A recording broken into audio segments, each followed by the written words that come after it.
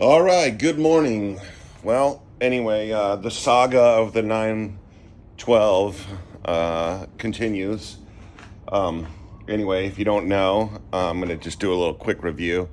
Found this in a barn, it was sitting there for 31 years. I took it to what I thought was a reputable shop for air cooled cars, mostly Volkswagens, but if you know anything about 912s, it's got the 356 motor in it, which is basically very similar to a VW motor. So I thought that this guy would be able to do a good job. And anyway, he had the car for 5 months, and it literally just needed the windows put back in it and some minor stuff. And anyway, it took way longer than I expected. And basically, when I picked up the car, he said it was ready for me to pick up. The engine just did not sound right at all, and he worked on it for a few more days, and then basically said it was ready to pick up. And he just basically was telling me that the sound that was happening was normal, even though I knew it wasn't. And I had no choice but to get the car home and get my friend Robert, who is a schooled Porsche technician with degrees and everything, look at it. And yesterday was that day. And after, quickly pulling the valves off, he didn't want to pull the motor first. He was going to start with the valve train after he adjusted the valves and actually got the car to run. He found every valve except for one, the lash was set wrong, and got the car to run a lot better than it did when I picked it up. But anyway, the long and the short is, he quickly found out that somebody had taken a grinder to the rocker arm. Anyway, this is the one. I don't know if you can see that, but I'll put a picture of a close-up good shot. That's what it looks like when you put a grinder on it, and you can clearly see in a zoomed-in photo of this that it's a rough grinder, not from weird, engine wear or anything like that. This was done by hand recently. And then, just so you can see, this is what it's supposed to look like with the radius there, so the rocker rolls on it. Anyway, I'm becoming an expert. But yeah, so it's been a long time, and I just been dreaming about driving this car. So anyway, found a guy in Oahu, took this off of a running engine, sent it to me. We're going to put it on today, and we're going to see if it sounds any different. The drama is this really nice old man that worked on my car. I'm going to have to take him to court probably to get my money back, because, this from everything that I've learned so far, this should never happen. And he's saying that he didn't do anything to it, but the subframe on this car, the bolts are hanging down. So many things that were the whole oil sump had, he supposedly pulled the engine apart, resealed it. I'm pretty sure cleaning the oil sump out would be a part of that, and inches of sludge and everything. I got clips of that too. Hopefully I edit this video. I'm probably going to need to show it in court or something. Who knows? That he was using, but anyway, all in your motor. Oh, yeah. So use that. I'm dealing with it. So this guy is right now. Look how dirty that oil is. Well, I'm going that to oil has been in there for 40 fix my Datsun. years. A vacuum advance came, and I've been driving the car for almost a month. And because it drives like a dream, but when you stomp on it, Look how obviously black the that vacuum is. advance wasn't working. So I got one in the mail. I'm going to throw it on there and see if it runs any better. But anyway, hopefully today, maybe with some luck, the 912 fires and doesn't sound like it's going to throw a rod. All right, I'll get back to you in a minute. I bet you want to see my Datsun. This is 20 seconds of how the car ran before the engine was taken apart, right when I first brought him the car.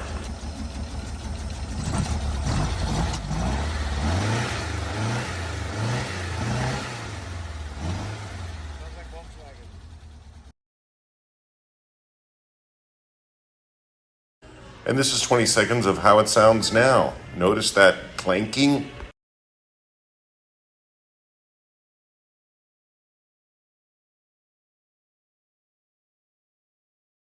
Mind you, he's telling me the vehicle is ready to be picked up now. Well, after going back and forth and adjusting the valves and replacing a rocker arm, It was on the wrong one. Was on the wrong side. Anyway, we moved it over to the other side, and there was room to adjust the valve from the one that was you saw that was grounded in the photo. Anyway, we replaced it with a new one, and everything sort of adjusted.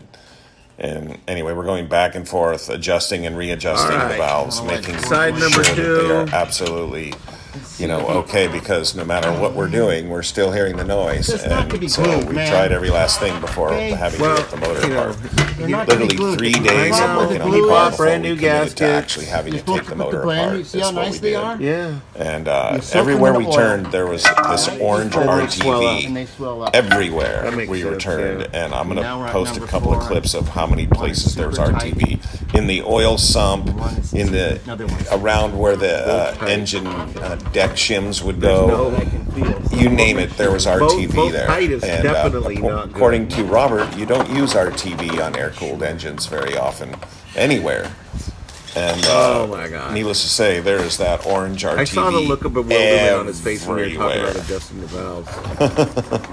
Yeah, this is way more than I thought. So anyway, today we got really far along in the diagnosis of the car, and it turns out that the shims were reused, and they were probably a little bit shy of where they needed to be in the beginning, but we don't know that. But they were definitely reused because Well, this they were car- squished so thin that it It's a was pinching fit. it was pretty much, I would Right here say, it's still too loose. the Where you closest had it. to We'll loosen this nut terminal up more. detonation of an engine you could get without fit. terminal detonation. No pinch. Just Yeah. enough to hit Wow. enough to make a sound, but not smash or bend anything.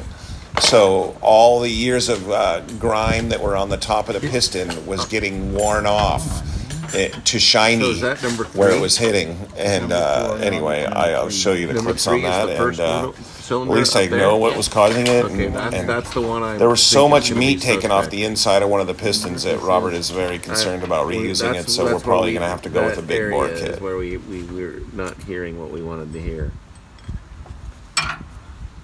Now I've got a sliding 4,000ths on this one. Ooh, it was out pretty far. See, it'll deceive you unless you preload it and put some pressure on the other direction. You're gonna think that they're set right. This one, it's got a preload. Check it. 4 again.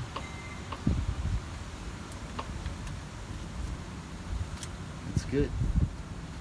Now we'll try the 6. Shit, he fell back in, huh? Where's my 6, man? Mm-hmm.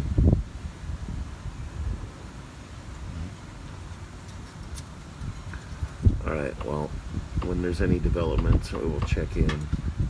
Okay, that one is actually acceptable. Found one. All right, we're just documenting the end play on the. Oh, that is. Crankshaft end play, my estimation, it's 7/1000ths of an inch. Right now, we're looking at about 20/1000ths of an inch. And I can hear the sound of the flywheel, the inner part of it, banging against the case. Not sure if that's our noise. Let me get Jesus. my other socket. Can clog the oil passages in this engine. Well, and that could start the freaking bad. Knocks. Yeah. No pressure, no oil pressure. RTV, anybody? Glue them back together, cuz. Cause I find one RTV. Plenty of RTV. That's how you stop. Oh leaks. no! But I don't understand how we put the engine back He's together. lost 2 shims, man. What do you mean? It takes 3 shims to set the end play. Yeah. 1 shim found. Good thing you hear Bob. Bob going off, huh? So you made my mechanic Bob cry. Bearings at the same time. Yeah. We're probably gonna shake it and put new rod bearings in it. Anyway, there's definite sign of the shiny part there is where the Piston piston collided. is. Cylinder head. That's right. And that is truly because there is no shim in there ahead and just silicone. Silicone shim, brah. Yeah. Oh, you But anyway, I'm hopefully getting lucky so far that we don't see any detrimental as far as we don't know yet though because we haven't seen if anything's bent or any rods are bent, but we're moving digging. a piston right now. Like it's the closest you can get to death without dying so far is what my personal Here we go. novice assumption is. But look at this. Cylinder number one We're coming looking for off. we're looking for a shim. Oh, look at the glue. Well, there is a shim. It's the wrong size. Yeah. Way too small. Look at this. Oh yeah. Paper thin shim. Yeah. That is improper, dude. I'm sure it had thicker than sealed, that. is that normal to put RTV in there like No, not at all. that? Really? I mean, not in any way, shape, or It's form. a Would no-no. anybody ever do It's a that? no-no. Yeah. Never I didn't- done. I didn't think so. Now let me look at the wrist. That pin. is insane, actually. That is absolutely insane. And he tried. Oh, it's got Volkswagen style wrist pin, so you can put a wrist pin clip tool in here. He got lucky there. So now I'm gonna probably go with a. Seeing it's only KISS stack, and probably this looks to me to be the minimum amount, which is gonna be 4 thousandths. I'm gonna probably go with a 10 thousandths shim, somewhere around there, and then we're gonna put that in just one cylinder and run it back and forth, and then I'll check it. And then if I see that's good, that's the size we're going with. Now, in order to How do, do you, I how do you can do check the it when you run it measurement. back and forth? I can do the measurement on it. That's what I want to Could you do. put some- Also, what no, we- I need to bring my tool tomorrow and do the measurement on it because I need to see how far I want to go. Here's the thing: it's very kissing it, so I'd say it's got about 1,000th too much. And that'll give you your adjustment you need on the. On Oh, the, yeah, on the- Yeah. So the rod feels good. huh? The rod feels like it's not got damaged. Oh, good. Well, that's one. You're lucky they glanced. Well, it's this dome shape is the same shape as where it's going, so it looks like it was just kind of like. He glanced it because he got the. And one of them, only one of them is the one that's was really offending enough to make make a noise. All of them were. Oh, they think they were all making Oh, the yeah, noise. every one of them. Wow. Valve adjusters too help contribute. But this is making some serious noises here. Yeah, that's grumpy. Okay, and you look inside the head, it's also shiny. Yeah. We're going to make sure that we don't have over amount of compression. The problem that he had when he did this, he probably reused or lost one of them, but you can't re-squeeze these. When you do, you compromise the height. Yeah. They have to be on. They're a one-use only. Brand new shim. each time. Yeah. So he probably didn't Once use you new squeeze ones. the shim and you retort Yeah. the head. Yeah. Now you're asking for trouble. That's probably what it was. The downfall.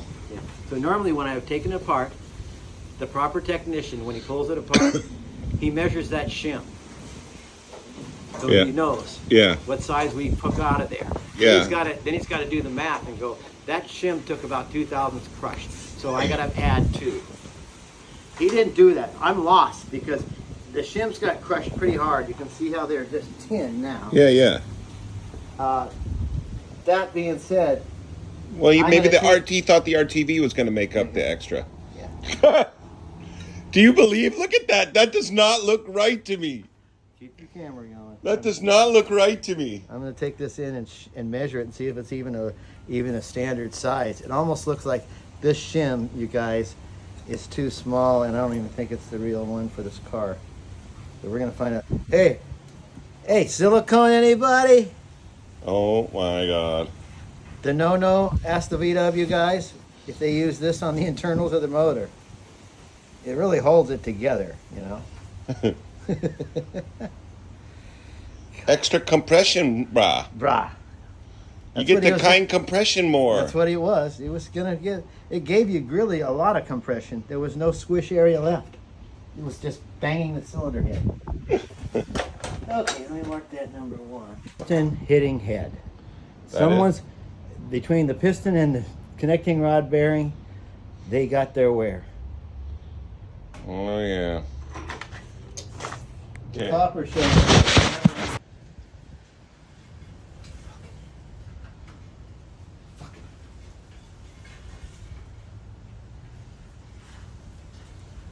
Yeah, I'd say that's the same grinder. It looks very, very, very much like that grinder. Grinder block.